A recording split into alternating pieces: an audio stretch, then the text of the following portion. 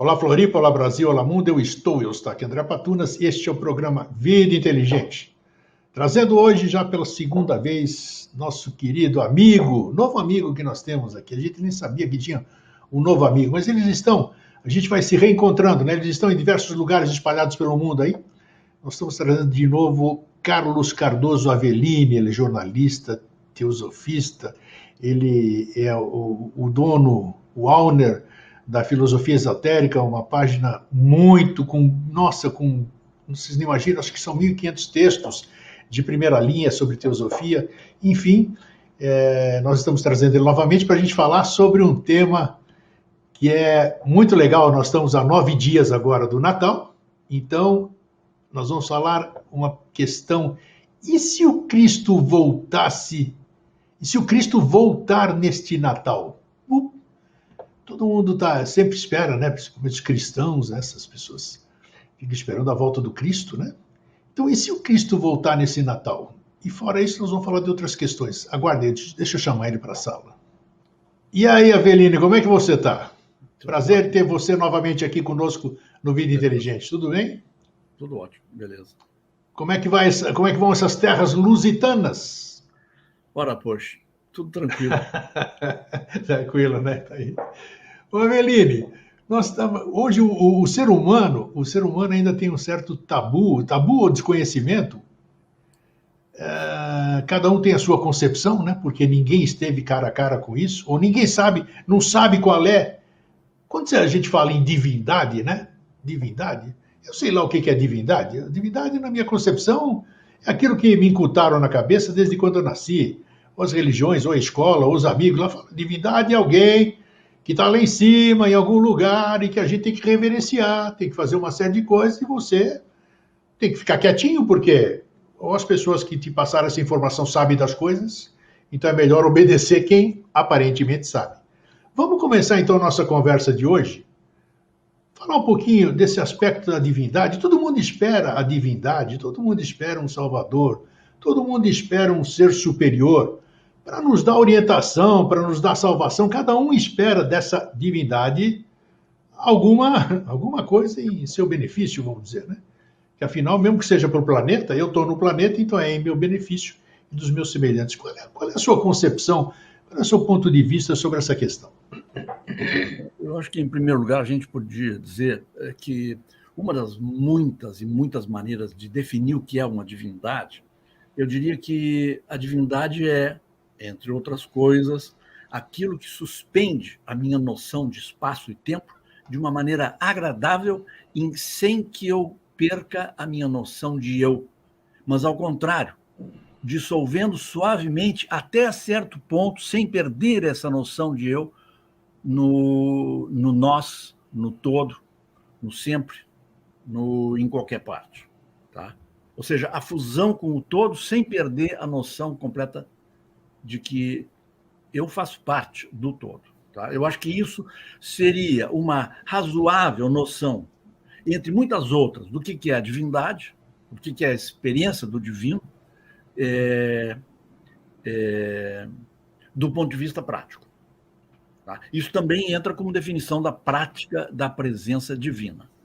Então, eu acho que esse seria um primeiro ponto para a reflexão da gente, em relação a gente saber do que está falando quando fala de divindade ou de experiência do divino. Tá? Que você diz ao colocar na abertura.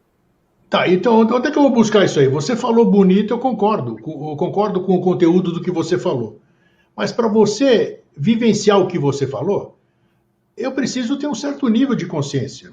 Eu vou dizer o seguinte, que para trazer para o chão, tá? A HPB, em algum lugar da doutrina secreta, isso quase seguramente já está na parte que a gente já publicou da doutrina secreta, online, no filosofiaesotérica.com e outros websites associados. Em algum momento, ela diz, a HPB, a Helena Blavatsky, que a origem da percepção do divino está ligada à percepção do pai e da mãe, não necessariamente nessa ordem,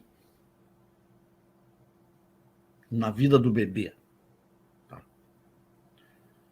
Ou seja, ela faz uma ligação entre presença paterna, materna, presença parental e presença divina. Agora, em outras partes, ela diz, por exemplo, uma coisa meio íntima da HPB, que ela diz que ela é grata ao mestre dela, porque o mestre dela construiu o eu superior dela. Olha só. Tá? Então, do mesmo jeito que um pai constrói, entre aspas, um filho, uma mãe constrói, entre aspas, um filho ou uma filha, do mesmo jeito um mestre constrói qualquer aspirante ao discipulado. Tá? Não de uma maneira manipuladora, certo? Mas ele, vamos dizer assim, na medida em que um aspirante ao discipulado, à sabedoria, à divindade, etc., chama a atenção de um dos mestres vai olhar aquele discípulo, e o olhar do mestre conserta as coisas. Tá? O mestre não tem que ficar manipulando. O olhar dele já conserta, porque é um olhar de dentro para fora. Tá? O Sol tem 7 níveis de consciência, no mínimo, tá. E há níveis de consciência superiores no Sol que ilumina de dentro, que ilumina a alma. Esse é o tipo de olhar que o mestre dá para centenas ou milhares de candidatos a discipulado que ele pode observar ao longo do tempo e ao longo de várias encarnações. Tá? Então, eu diria, o pai está para o bebê e a criança pequena, assim como o mestre de sabedoria está para o aprendiz, para o aspirante ao discipulado e o discípulo. Tá? Agora, esse mestre que você está se referindo... Só para concluir, a HBB tinha, portanto, um amor filial pelos mestres, e mais, o Walcott, co-fundador do movimento teosófico, tinha coisas absolutamente infantis. Uma delas é que uma vez o mestre se materializou junto a ele fisicamente, tá? E ele pediu uma prova de que o mestre está ali fisicamente, não era só uma impressão maiávica, uma presença sutil. O mestre então deixou o turbante materializado para ele. Esse turbante eu vi, e todo mundo pode ver lá em Adyar, né, na Índia. Existe até hoje, claro, não é um turbante, mas hoje é um pano descolorido, etc, etc, passado do tempo. Né? Então, o Walcott, tá, era o suficientemente infantil na sua postura filial para colocar na sua própria cabeça o turbante do mestre. Tá? Então, a relação filial e paternal entre mestre e discípulo é muito grande. Tá? E esse é um dos motivos pelos quais tem que entrar Freud na equação. Né? Freud entra na equação tranquila do discipulado. A meu ver, nós temos um texto nos sites que se chama A Psicanálise das Religiões. Opa! Tá? Então, olha a dica aí, pessoal. Respondendo, passando a limpo o que eu falei, e relacionando diretamente com a tua pergunta, eu diria, uma maneira de pé no chão de colocar a questão da experiência do divino também é relacionar a experiência da presença divina com a experiência infantil da presença dos pais. Ou seja, tu tá na presença dos pais, tá tudo bom. Tu tá na ausência dos pais e as coisas ficam difíceis. Mas quando tu volta à casa paterna, tu volta à presença dos pais, tu, criança, te sentes bem. Eu tenho um texto, tá, em que eu levo isso para a experiência do cachorro. Né? O cachorro, quando está perto do dono, ele está feliz. Verdade. E quando ele está longe do dono, ele está infeliz, aflito, ansioso, etc. Então, eu te diria, metade não, 80% possivelmente das angústias e pressas, ansiedades e agressividades do mundo de hoje, das pessoas de hoje, se devem à ausência da presença divina, a falta de presença divina. Tá? Tem dogmas religiosos, isso aí está sobrando, mas falta a presença divina, falta a percepção de que o divino está aqui e agora. Porque a presença, a consciência da presença do divino aqui e agora, entre nós, imediatamente aqui, traz paz. É aí que eu quero chegar. Bom, Como é que eu posso... O meu pai e minha mãe, eles estavam próximos, os pais estão aí próximos, são táteis, nós podemos mexê-los, tudo isso aqui. Como é que eu posso ter essa segurança? Primeiro, uma pergunta pode parecer sem fundamento. Existem mestres, continuam os mestres, tem mestres aí auxiliando discípulos? Bom, eu acho que essa dúvida tem que ficar em pé, tá? O Sócrates se ensina através de perguntas. As perguntas são coisas de escasso valor do ponto de vista da capacidade de investigar.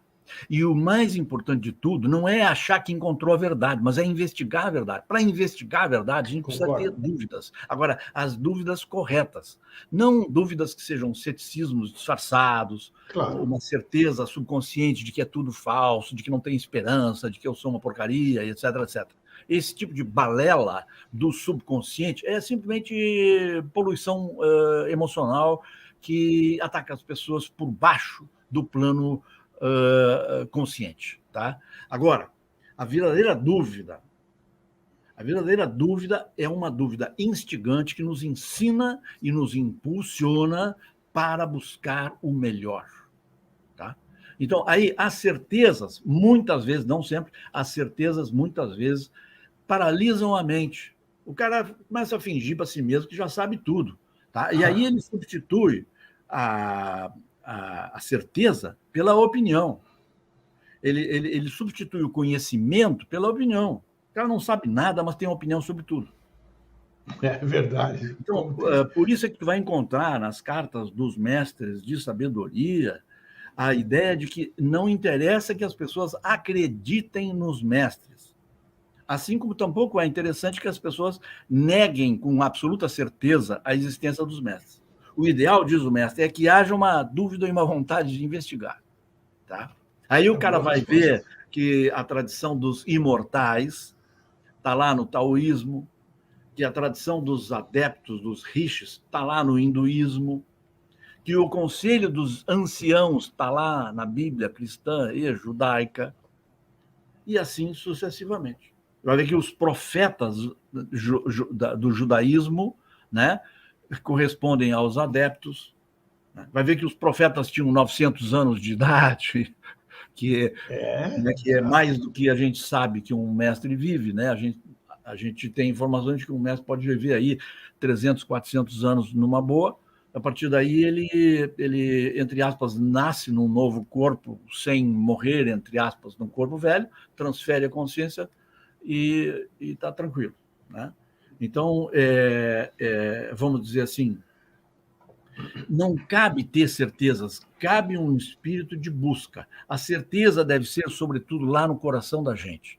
E uma certeza sem detalhes, uma certeza sobre as grandes coisas, uma certeza sobre os problemas fundamentais da vida, uma confiança, né, de quem está na presença de uma consciência maior, assim como um bebê se sente bem quando está na presença de uma consciência maior, que é a fonte da sua vida. Então, o mestre é a fonte da vida espiritual do aprendiz, assim como pai e mãe são fonte da vida física e emocional de uma criança. Então, mas veja só, a minha pergunta se originou exatamente pelo que você falou. A partir do momento que você falou sobre essa divindade, sobre essa aproximação, então tudo leva a crer, né, que existe, os mestres estão aí, né? Então, as pessoas querem ter acesso a essa parceria, vamos dizer, essa proximidade, essa paternidade, ou essa familiaridade com essas. Isso realmente, se você sente isso, da mesma forma como você sente com seus pais, você tem segurança. Uma criança é segura quando está na mão do papai ou no colo da mamãe. Isso aqui é aquela segurança. Então, você disse, e deu a entender, de que isso é perfeitamente factível, desde que você se sinta que o mestre está te amparando. Né? Então, em assim sendo, o mestre existe. Então, o mestre está aí. Bom, aí nós temos um outro problema. As duas perguntas não estão tremendamente... Vamos encher de problema, legal. Estão tremendamente interessantes. Aí nós temos um outro problema, que é o que é o mestre. Ah, legal. Isso aí. Tá? por exemplo, eu comprei outro dia uma das inúmeras versões que a gente consegue aqui em Portugal da Santa Ceia, tá? Então, lá no Sim, centro tem Jesus, né? É uma Santa isso. Ceia, uma estatuazinha, né? Uma esculturazinha miniatura da Santa Ceia. Lá no meio está Jesus com um sol atrás da cabeça, tá? Aí eu te pergunto, Cristo está ali? É isso que é o Cristo? Ou isso é só um símbolo externo de Cristo? Cristo é uma palavra que significa adeptado, que significa adepto, isso é linguagem teosófica, mas que significa um imortal, Tá. né? O que significa a palavra Cristo? Isso aí nós temos pano para manga, tá? Mas eu diria que vamos começar pela questão de o que é o mestre. Nós temos um texto nos nossos websites que se chama A Lei da Simetria. Tá? Os mestres escrevem nas cartas que para cada passo dado por um aspirante ao discipulado na direção deles, eles são obrigados a darem um passo na direção do aspirante. É claro que esse passo não é assim, dizer, mestre, estou querendo uma orientaçãozinha, tá? É um passo existencial, não é um passo Entendo. verbal. Tá? Um passo existencial de aprofundamento da minha vida, né? De autorresponsabilidade crescente e etc., vai acender uma luz. Essa é outra coisa que eles dizem nas cartas. Vai acender uma luz búdica, uma luz budmanásica, uma luz de alma, no meio do escuro vale, ao pé das montanhas onde vivem os mestres. E essa luzinha, pequena, intermitente, frágil, precária, vai ser detectada pelos níveis superiores de consciência que vão passar a observar essa luz. Essa luz não sabe que está sendo observada. Tá? Então, o mestre observa um aluno ou um futuro aluno muito antes do aluno saber que o mestre existe. Assim como um nenê é amado e protegido muito antes do nenê dizer, olha, eu tenho um pai e uma mãe. Tá? Verdade. Aí Boa, também nós boa temos a semelhança. Tá? analogia, sim. Então, o que é o mestre? Devido à existência de uma coisa incômoda, às vezes, e às vezes belíssima, chamada lei da simetria, o mestre só pode se aproximar de um aspirante na medida em que o aspirante se aproxima dele não verbalmente, mas de fato, existencialmente. Isso significa que há uma outra simetria na relação entre eu e a minha alma espiritual e a relação entre a minha alma espiritual e o mestre. Porque o mestre não vai ser o mestre do Carlos terrestre, nem do Eustáquio, nem da Maria, nem do José, etc. Tá? Os mestres dizem nas cartas, nós não temos nada a ver com o indivíduo de carne e osso. Nós temos a ver com a alma espiritual das pessoas. Tá? Então, aí é um grande divisor de águas. Tá? Existe um eixo simétrico. Se eu for um bom aprendiz da minha alma espiritual, leia-se Antakarana, que é a relação, a ponte, a escada de Jacó entre o eu superior e o eu inferior. Se eu for um bom aluno do meu eu superior, o meu eu superior, não eu, o meu eu superior vai ter a chance de ser um aluno de uma inteligência que é essencialmente divina, anônima, e secundariamente ainda usa como instrumento uma individualidade humana, como é o caso do mestre de sabedoria. O mestre de sabedoria não é ninguém. Em última instância, a alma dos seres humanos também não tem nome, não tem sobrenome, não tem Não. CPF, não tem documentos pessoais, não tem endereço, não tem data de nascimento e não morre jamais. Ou seja, nós somos anônimos, a nossa essência é anônima. Então, só que o mestre sabe que a essência dele é anônima, o mestre é muito mais consciente do seu anonimato né? E ainda, por uma questão de compaixão dos seres todos do planeta, ele ainda tem atuações como se fosse humano. Puxa, vai me fazer pensar muito. Então, Bacana. nós precisamos ser bons discípulos e bons mestres até esse ponto, né? Porque nós temos que ser um pouco os nossos próprios pais, os nossos próprios treinadores, os nossos próprios conselheiros. Quer dizer, uma parte da nossa consciência está um pouco mais elevada e a outra parte é um pouco mais infantil, né? Temos que descobrir a nossa própria maestria, né? Exatamente. Aí tu disseste tudo. É um pouco o método Paulo Freire, tá? Ou seja, a função o método Paulo Freire, na sua essência, tá? Ela é exatamente a pedagogia dos mestres, no sentido de que a função do mestre não é transferir conhecimento, mas dar elementos para que o aprendiz construa o seu conhecimento conforme a sua situação kármica no espaço e no tempo. Tá? Então, o mestre, ele não diz assim, tu tem que fazer isso, tem que fazer aquilo, tem que acreditar nisso, tem que acreditar naquilo, tens que comprar tal livro, tens que fazer isso, nada disso. Tá? Ele manda uma energia essencialmente não verbal, tá?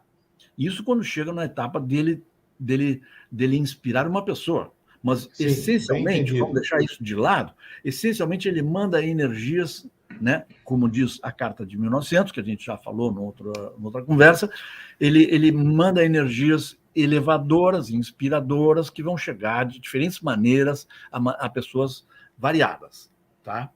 Então, assim, o meu contato com o mestre, ele vai começar no meu contato comigo mesmo, no meu contato com a minha alma. Agora eu te pergunto, eu paro o mundo para ouvir a minha alma? Para nada. Quantas vezes por dia? Com que profundidade? E paro o mundo e volto ao mundo em paz? Ou paro o mundo, escuto minha alma, volto ao mundo e fico tomado pela indignação, ou pelo desespero, ou pela inadequação, né? Então, vamos dizer, essa alquimia toda precisa ser feita, tá? De maneira que a relação com um mestre de sabedoria surja como quem não quer nada. O verdadeiro poder que se deve procurar, diz Luz no Caminho, é o poder que parece nada aos olhos dos outros.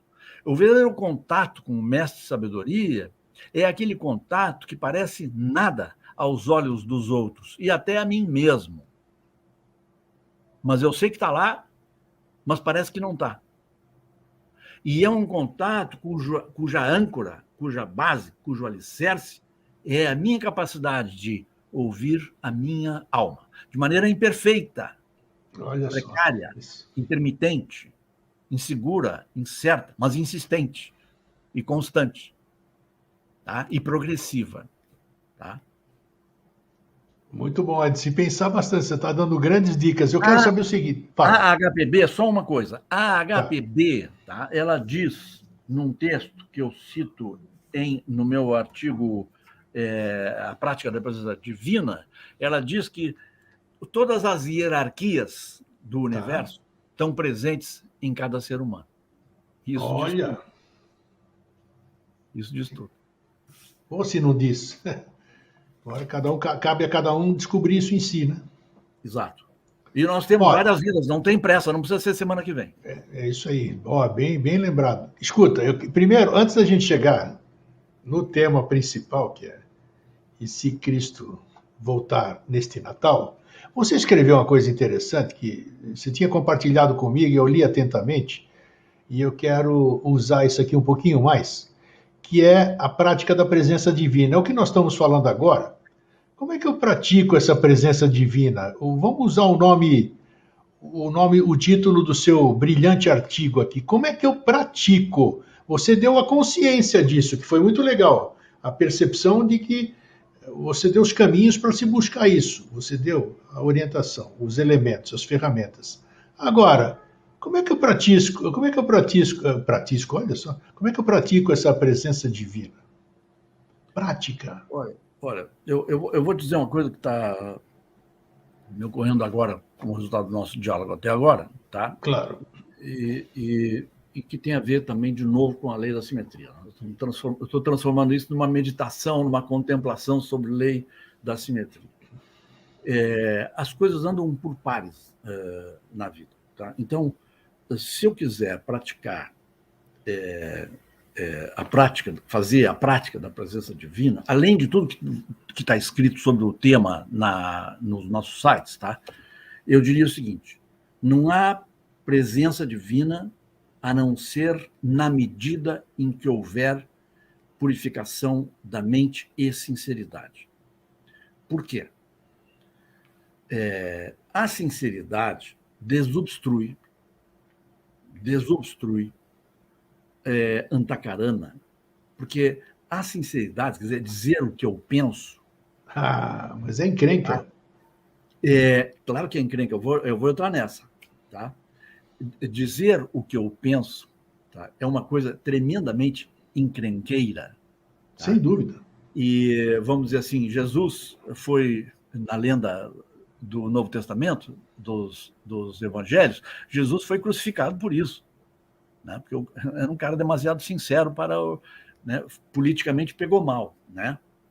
E todos os mártires do Vaticano que foram queimados na fogueira e tudo mais, né, eles eram um pouco mais sinceros do que era politicamente correto na época. Tá?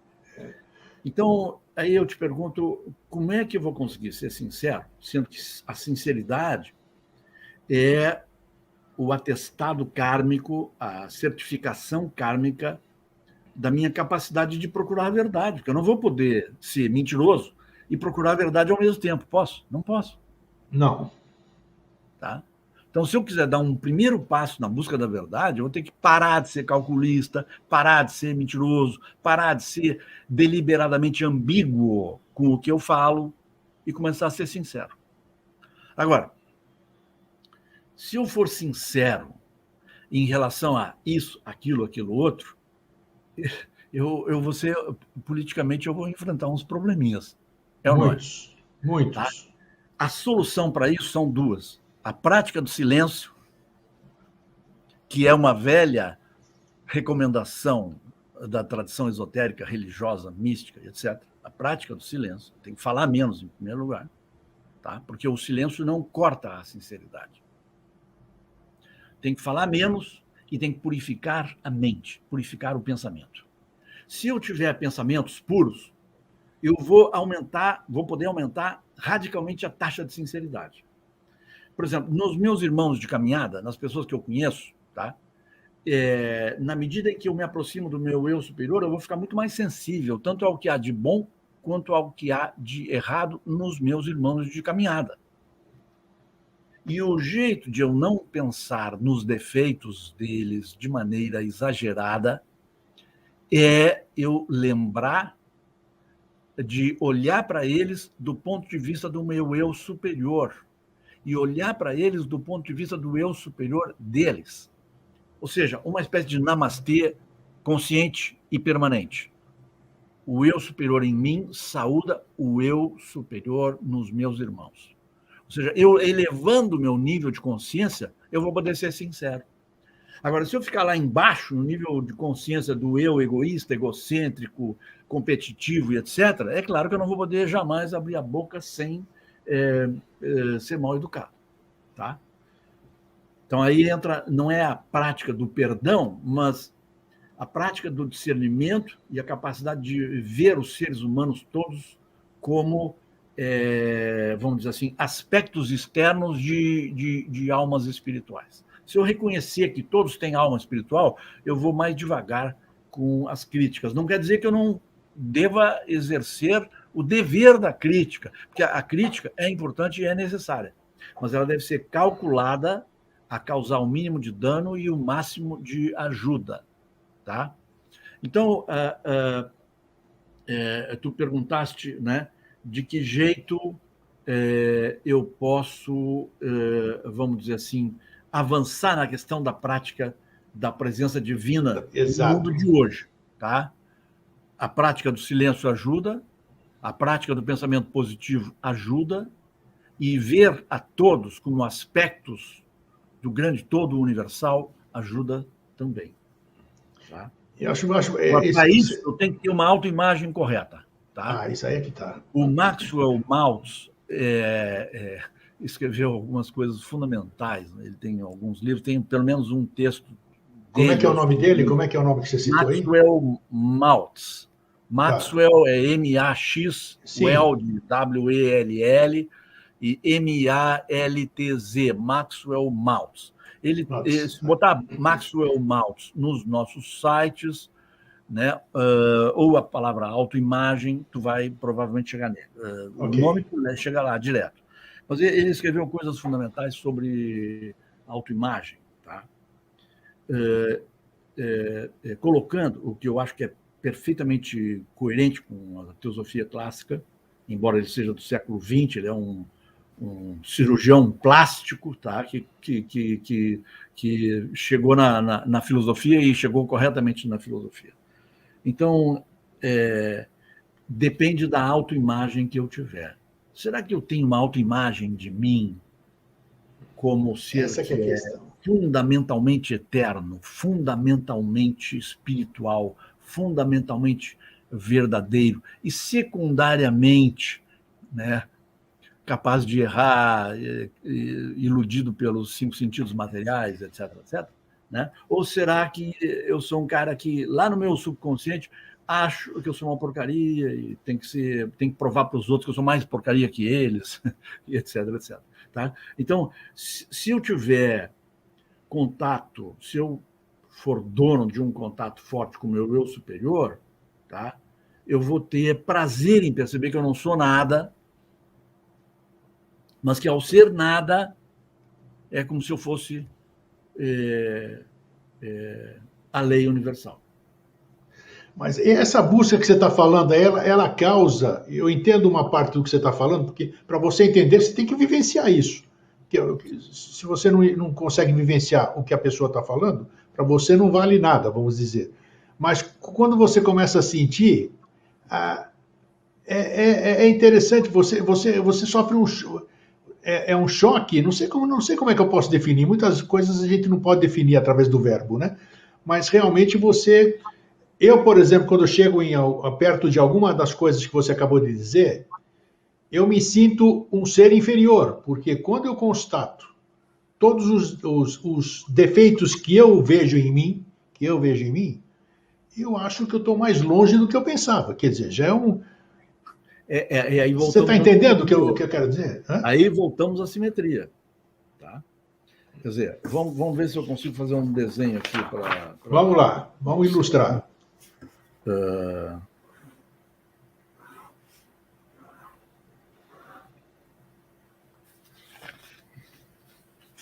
Aí o cara fala, quanto mais eu acho que eu tenho consciência, mais eu descubro que... Ou seja, quanto mais eu rezo, mais assombração aparece.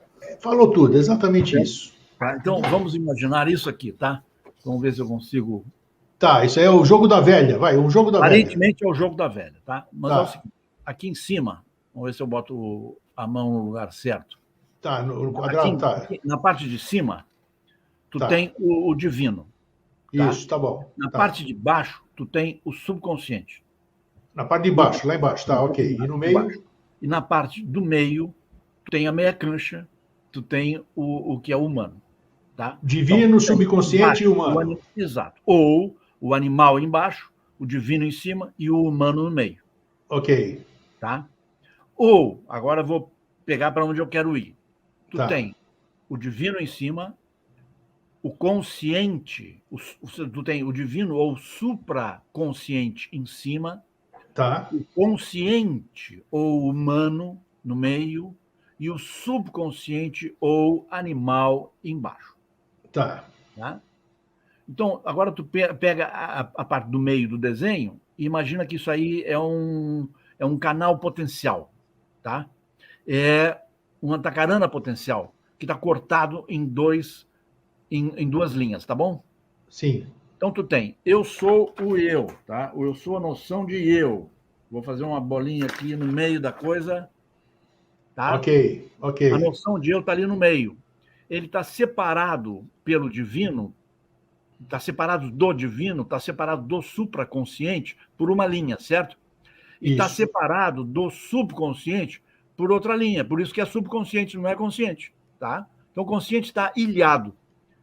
Está ilhado, separado do supraconsciente e do subconsciente. Parece muito idiota o que eu estou falando, mas é fundamental, tá bom? Sim, sim. O que acontece é o seguinte, a lei da simetria estabelece que não se pode abrir uma janela para o céu sem abrir uma janela para o inferno. Não se pode abrir uma janela para o superior sem abrir a mesma janela, do mesmo tamanho, para o porão. Né? Então, tu tem o sótão, a casa e o porão. Tá? Então, essa é a necessidade de transmutação alquímica. Tu fazes uma oração, fazes uma reza, entre aspas, no ditado popular, tá? Tens acesso a uma luz que vem do céu e no mesmo momento, sem que tu queiras, e por menos que tu queiras, abre-se no chão uma ligação com o teu subconsciente, que nem sempre é teu, pode vir do lixo coletivo, quase sempre é do lixo coletivo, em grande parte. Tá? Então, eu digo, eu estou buscando o que é superior e vem aqui essa lixama, esse lixo todo. É isso aí. Nossa. E o lixo, às vezes, vem até ao teu nariz. É mesmo, é isso aí. Tá? Mas essa é a necessidade de transmutação. Então, tu tem que transmutar todo aquele lixo até estabilizar de novo. Aí tu abre mais uma fresta lá em cima, entra mais um raio de sol e pimba, te prepara. Tá? Isso é o que se chama processo probatório. O discipulado é isso. A vida da HPB é isso. Se tu fores ler o livro da Sylvia Cranston, que é a biografia da vida extraordinária de HPB, tá? Que é 700 páginas quase, tu vai ver a vida da HPB é isso. A discípula avançada, terceira iniciação, e não teve folga. Por isso que eu digo, você acabou de dar um estágio, vamos dizer assim, quando o troço bate no teu nariz, no momento que você devia ter coragem para poder sair daquela situação, o cara fala, não vou cair afora. E aí você interrompe o processo por medo de seguir adiante, né? Porque você abriu as duas portas, como você disse. Né? Exato. Abre com porta de cima, abre com porta de baixo. Tá?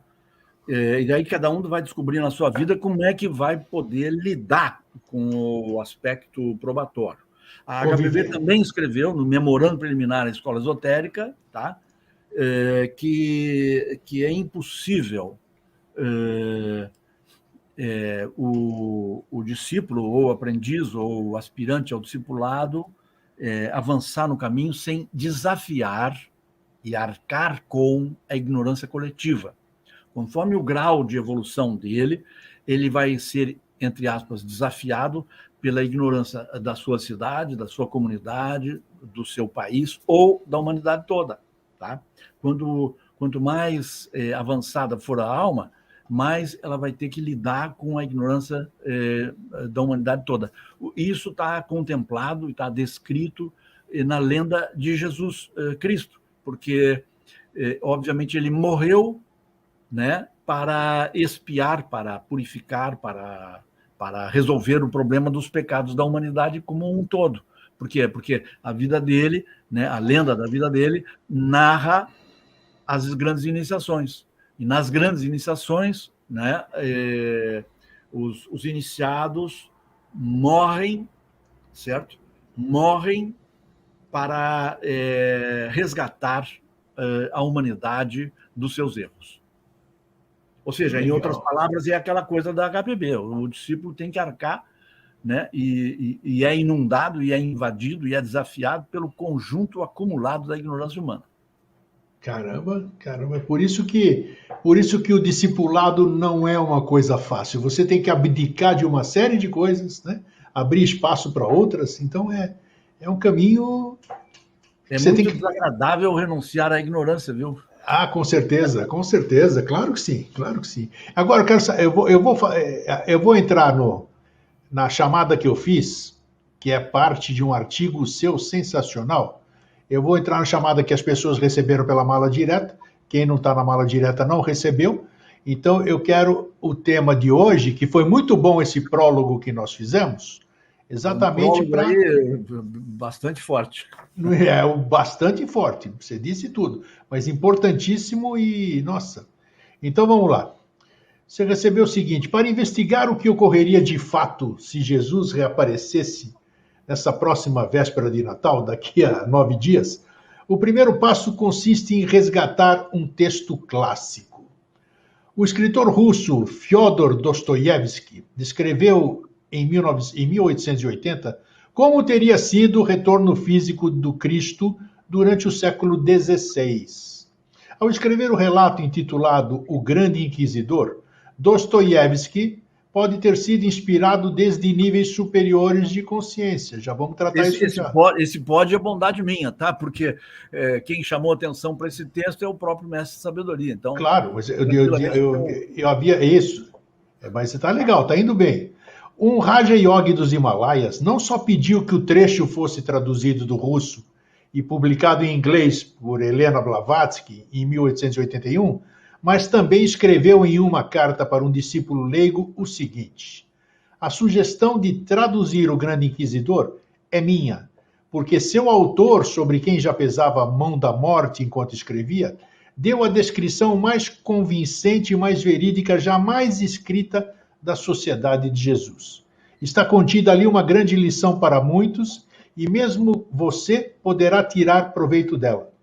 A narrativa, essa que nós estamos fazendo, faz parte da obra Os Irmãos Karamazov, e nela Dostoiévski descreve a aparição do instrutor divino entre os habitantes de Sevilha, na Espanha. E é isso, então, que você escreveu parte do seu artigo Se Cristo Voltar nesse Natal. Então, hoje é um programa bem apropriado para a época que nós estamos vivendo, a 9 dias do Natal. E essa história do Dostoiévski é fantástica. Eu, particularmente, dentro da minha ignorância, do verbo ignorar, desconhecer, eu não conhecia essa história, Avelino. Fala um pouquinho dela aí. Pouquinho não, fala muito. Eu quero que... É muito interessante o artigo completo. Certo. Bom, vamos dizer assim. Vamos lá. Isso aí é parte da obra Os Irmãos Karamazov, tá? E esse episódio aí que tu resumiste também, citando, mostra como os grandes escritores, tá, que trazem uma emoção profunda e espiritual para os seus leitores, estão na área de trabalho dos mestres de sabedoria. Tá? Então, o mestre conhece Dostoiévski, o mestre conhece todo mundo que está ali discutindo a questão humana e inspira esse pessoal. Tá?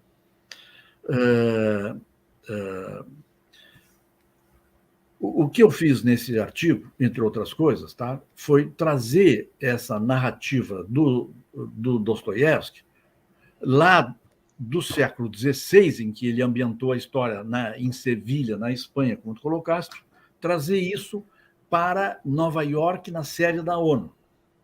Olha que legal.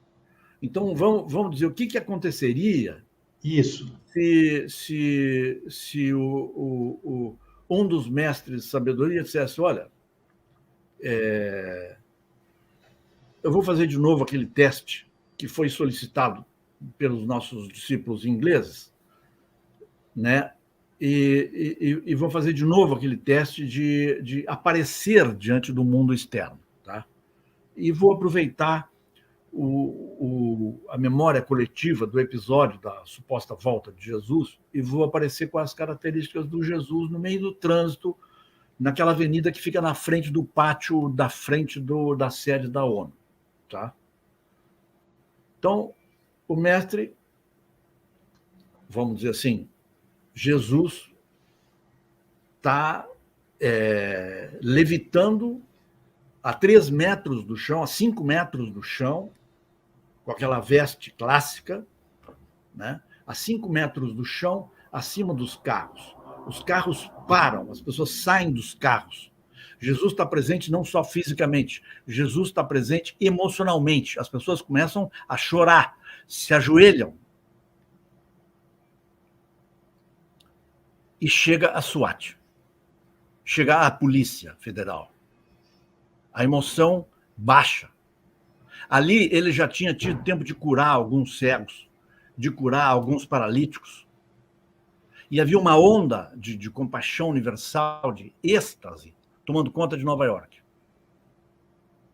Mas chega a polícia com os seus barulhos, os seus sons, os seus helicópteros, né? Chegam os repórteres do New York Times, chegam os repórteres de alguma televisão, entra a televisão no ar,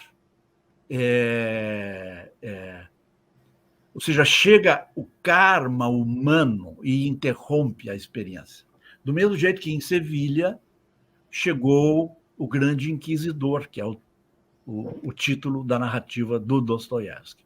Chegou o Grande Inquisidor e levou Jesus preso, depois de fazer baixar a vibração. Aqui chega a polícia, operações especiais da polícia, do FBI, e leva Jesus preso, até que durante o interrogatório de praxe, depois de ver que ele não tinha documento, não tinha documento de residência, não tinha autorização para estar nos Estados Unidos, não tinha entrada, também não era representante diplomático de nenhum país, tá? Não tinha idade comprovada, não estava no radar, não tinha Facebook, não tinha Twitter, que talvez fosse o mais grave naquele momento. Jesus fica ali o tempo que tiver paciência e se desmaterializa e tchau. Tá? Agora, isso nos dá pretexto para várias reflexões. Tá? Vamos a elas. E se, de repente, nós fizéssemos um pleno contato com o nosso eu superior, o que o nosso eu superior nos diria? Será que ele diria algo parecido? Ô, idiota, fica sentado e presta atenção. Eu sou teu pai, sou teu herdeiro também. Quando tu nascesse, eu estava ali te orientando. E quando tu morreres, eu vou recolher todo o resultado da tua experiência. Pensa bem. Vive de maneira digna, completa, autorresponsável. Deixa de ser idiota, raciocina. E qual é a quantidade de vergonha que nós teríamos diante de um discurso desse? Ou se um mestre de sabedoria aparecesse suavemente ali na fronteira daquilo que nós consideramos a nossa presença física, a nossa sensação, a nossa percepção do espaço físico ao nosso redor, ou do espaço emocional ao nosso redor, ou do espaço mental ao nosso redor, ele ficasse na fronteira entre aquilo que nós achamos que é nosso espaço e aquilo que nós achamos que está além do nosso espaço, e desse um discurso e dissesse mais ou menos o seguinte, por exemplo: mas que cara de pau, expressão brasileira, ou na expressão portuguesa, que cara de lata tu tens de querer ser discípulo de um dos mestres de sabedoria, se tu tens isso, aquilo e aquilo outro de tema de casa para fazer, e em vez de fazer os teus temas de casa, tu está querendo ser ajudado por algum mestre de sabedoria. Tu não conheces as palavras da Helena Blavatsky que dizem: antes de desejar, faça por merecer? Tu mereces o discipulado ou tu estás querendo o discipulado como uma criança pede uma bala de chocolate? Muita diferença. Não é? Então, é como eu abro o texto, né, a prática da presença divina, perguntando como é que nós nos sentiríamos se, de repente, soubéssemos que existe um mestre de sabedoria observando a gente. A gente ia ficar constrangido, a gente ia ficar emocionado, a gente ia ficar desorientado, a gente ia ficar elevado. Colocar em dúvida. Ia colocar em dúvida, eliminando a presença, né? Como é que seria? Agora, o que eu posso te dizer é o seguinte: a busca da verdade é um fogo que não só queima a ignorância, mas que ilumina a sabedoria. Agora, você, na sua ideia, nos seus 40 anos de teosofista, 40 e tantos anos, se hoje, se o Cristo voltar daqui a 9 dias no Natal, o que aconteceria? Século XXI, ano 2021, tecnologia, essas coisas todas aí, como é que seria? Eu acho Bom, que não fica, não se fica nós difícil. definirmos, se nós definirmos que Cristo é a consciência divina, É um estado de ser. que Cristo é uma palavra que simboliza os mestres de sabedoria, a minha resposta concisa seria a seguinte: Cristo não pode voltar nesse Natal. E Cristo não pode voltar nesse Natal por um motivo muito simples. Ele jamais se afastou de nós. Ah. Sim, mas aí alguém vai perguntar onde é que ele está? E aí eu respondo. E aí eu respondo, muito bem, você está perguntando onde é que ele está, e eu te pergunto da minha parte. E onde é que ele não está? Boa, então é isso aí, né? É um estado de ser. O Cristo está. O Cristo em grego, você sabe que eu sou grego, né? Christos significa ungido. Então, ungido é alguém que recebeu. Então, esse ser é um estado de ser, na verdade, né? Então, você pode ter o estado de ser de Cristo em si, né? Então, realmente, ele não foi embora, ele está sempre aí, basta você descobri-lo. Então, essa que seria, vamos dizer, a volta verdadeira do Cristo à Terra, não sei. Como é que é o seu ponto de vista? Eu acho que isso, no caso da gente definir presença como sintonia, tá? Isso, Agora, tá aí, a presença sem sintonia é como uma espécie de não presença. Tá? Porque, concordo, por exemplo, claro, naquela claro. cena que a gente imaginou, que aparece a polícia e pede os documentos, né?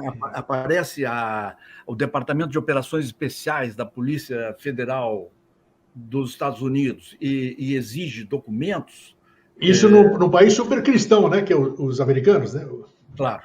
Né? Então, você não tem a presença, porque não tem a sintonia. A polícia não está vendo nenhum Jesus ali, não está vendo nada de espiritualmente interessante. Ela está vendo um imigrante ilegal. É isso aí. Né? Então,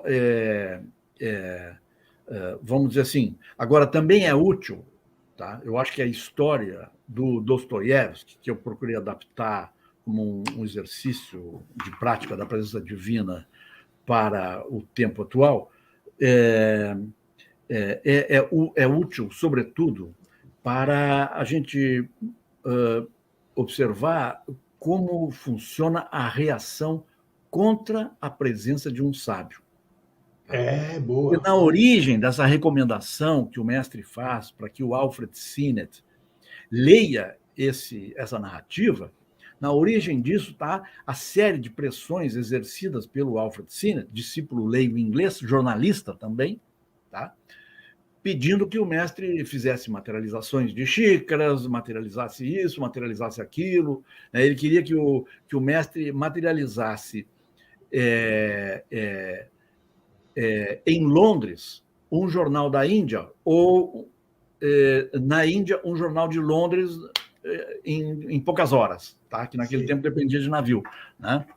E o mestre disse que não, e disse que não é por aí, que se nós exagerarmos em fazer fenômenos, o que vai acontecer é uma perseguição tremenda contra o movimento teosófico, porque leva ao pânico.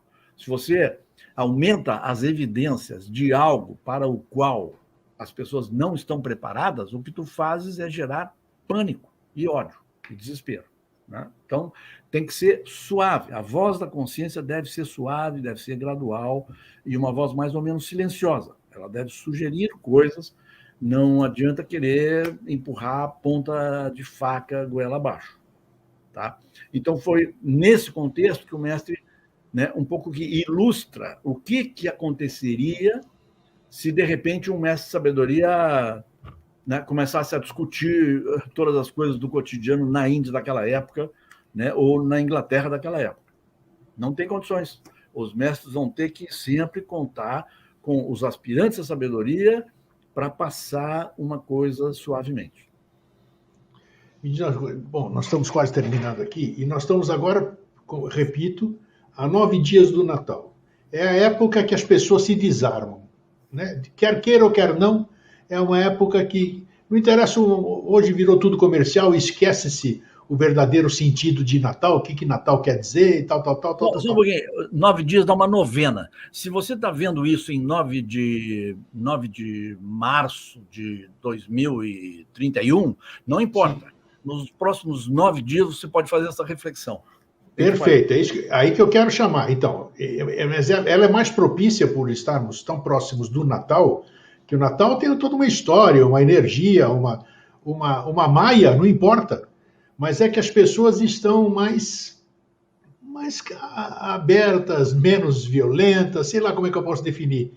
Qual é, considerando tudo isso aí que nós falamos, que é importantíssimo desde o primeiro minuto do que nós estamos conversando aqui. E Natal não é só 25 de dezembro. Aí é que tá. Natal ocorre em qualquer dia do ano em que você nasce ou em que Cristo nasce. A consciência crística nasce. Pode ser em fevereiro, março, abril, tanto faz.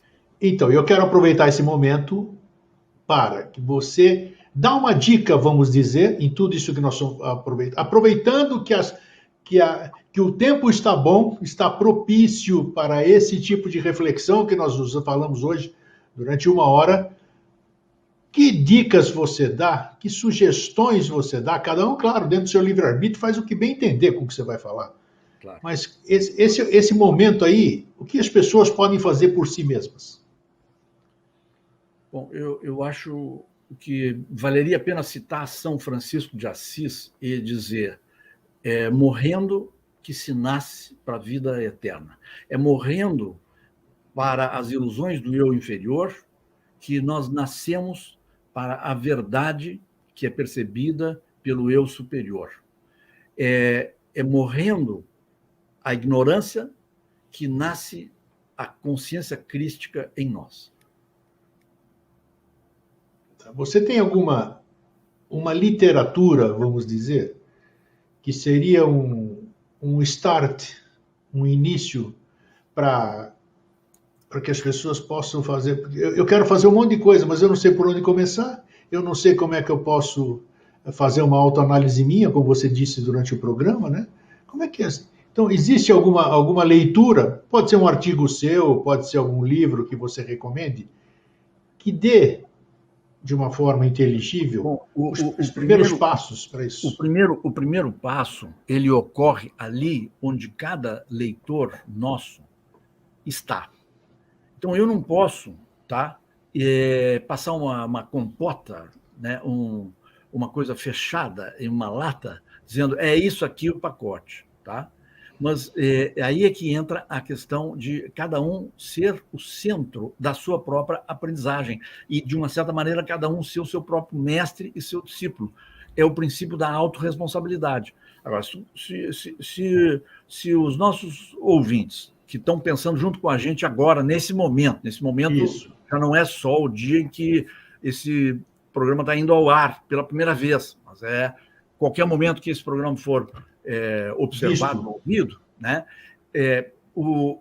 A pessoa que está ouvindo a gente nesse momento, ela pode olhar em www.filosofiaesotérica.com. Ali, por exemplo, tem uma seção, tem várias seções temáticas, tem uma seção temática sobre cristianismo. E ela pode pegar, pelo critério da afinidade, o texto que chama mais.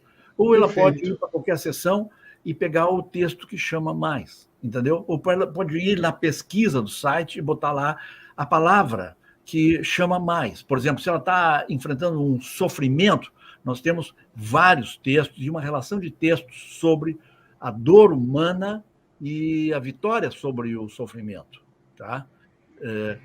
Então, o que eu estou vivenciando, seja quem eu for, e viva eu onde eu viver, o meu aqui e agora é o ponto de partida. E cada passo que eu dou, em qualquer momento, é o passo principal e o passo primeiro da minha caminhada. Muito bom, porque o que o Avelino disse em resumo é você olhar qualquer um dos artigos no site filosofiaesotérica.com e ver aquele que vai reverberar com você. Você já está começando a verificar aquela empatia com aquilo que você vai ler. E às vezes tem que ler primeiro parágrafo, não gostei, vou para outro, entendeu? E vai até que dá o clique. Isso, assim que começa tudo, né? Toda grande caminhada começa impreterivelmente pelo primeiro passo. E ler devagar, ler parando, ler se perguntando, muito bem, e o que isso significa para a minha vida agora? É isso aí. Aveline, muito obrigado. Olha só como, quando a conversa é boa, vai rápido, né? Mas nós vamos ter outras conversas aqui. Então, aproveitando a oportunidade e a data, apesar de ser uma data universal, eu desejo a você e aos seus familiares um grande Natal, um Feliz Natal, um Feliz Renascimento, que a gente possa ter saúde para poder continuando o que por livre-arbítrio escolhemos fazer, né? O mesmo para todos. É isso. Fraterno abraço e até a próxima oportunidade, Avelino. Obrigado. Obrigado, um abraço. Gente, quanta informação, dá para a gente deglutir isso aqui, para a gente agora fazer a digestão disso, é muito bom. Então, assistir, rever, intuir, se permitir e as coisas começarão a fluir. Se a gente quiser, tudo é possível. É isso. Fraterno abraço para vocês, um Feliz Natal, tudo de bom e até a próxima oportunidade. Tchau.